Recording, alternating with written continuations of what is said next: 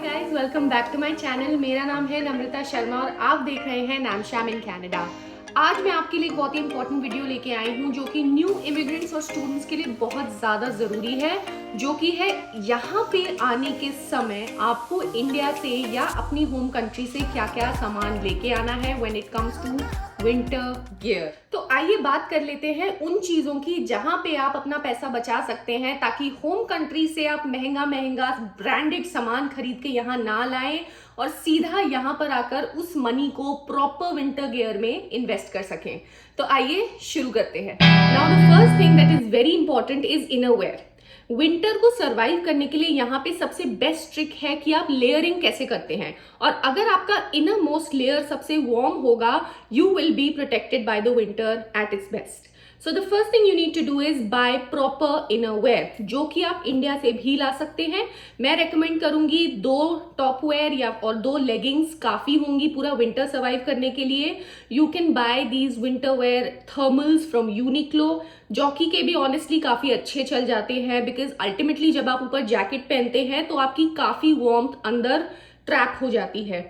So it is a good idea to bring some kind of winter wear from India that is like good thermals, जो कि आपको अंदर से warm रख सकें।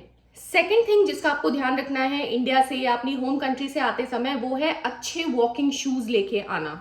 If you have a good pair of sports shoes और walking shoes, आपकी यहाँ पे लाइफ काफी आसान हो जाने वाली है। वो आप इंडिया से भी कोई भी अच्छे ब्रांड से, प्यूमा, नाइकी, एडिडास के कोई भी वॉकिंग या रनिंग शूज खरीद सकते हैं। And second, boots. अगर आपके पास इंडिया में एक अच्छे वार्म बूट्स हैं then you should bring them along to Canada, because जब आप अक्टूबर के फॉल सीजन में होंगे तो वो बूट्स आपको काफी काम आ सकते हैं।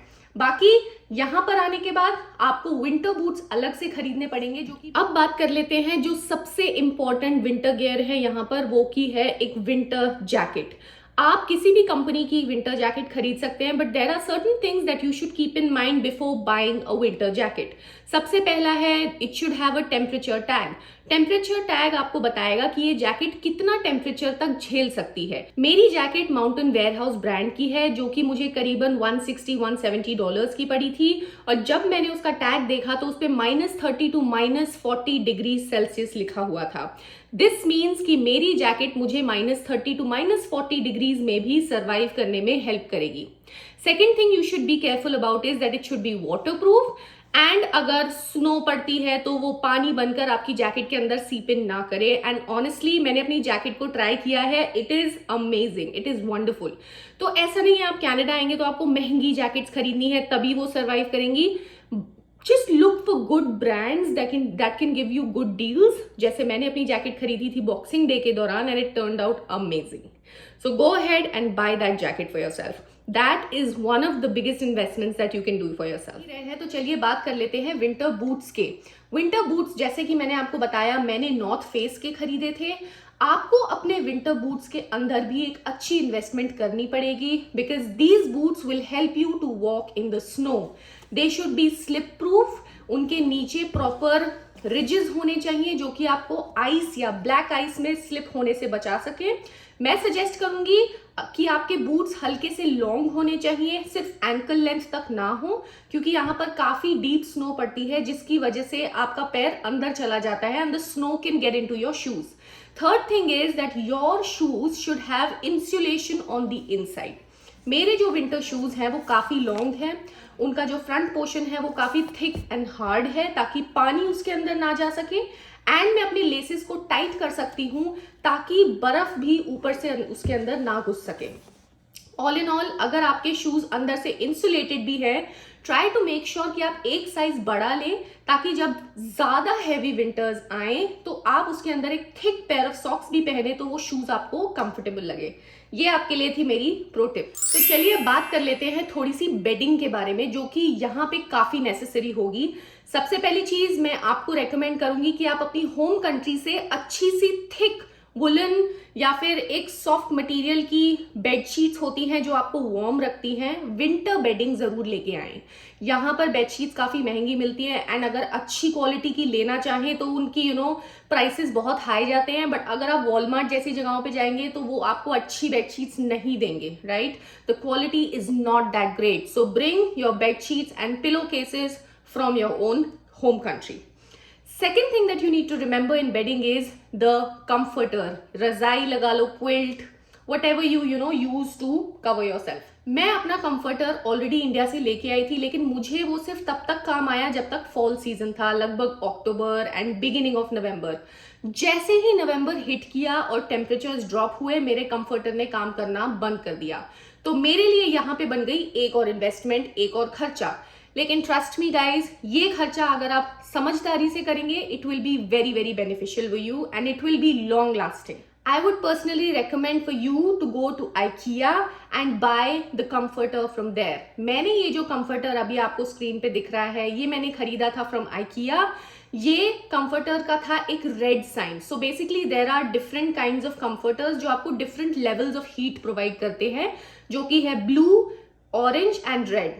मैंने रेड साइन का लिया था बिकॉज मैं इस कंफर्टर को उन सर्दियों में भी चलाना चाहती थी जब बिल्कुल डेडली विंटर्स पड़ती हैं। This comforter can last for -40 degree Celsius and that is amazing.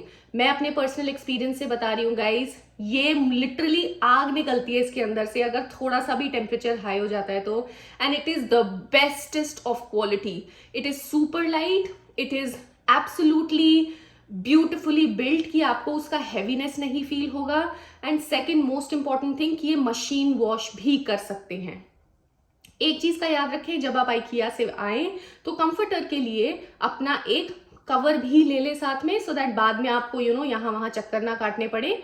Also just make sure कि आप अपने बेड का साइज नाप के जाएं, बिकॉज जैसे मैं एक क्वीन साइज बेड पे सोती हूँ but I am a single individual, तो मैंने ट्विन लिया था। तो 3 साइजेस होते हैं, king size, queen size and twin size. Twin is the smallest but queen से सिमिलर होता है। So if you are 2 individuals I would recommend you to go for king और क्वीन।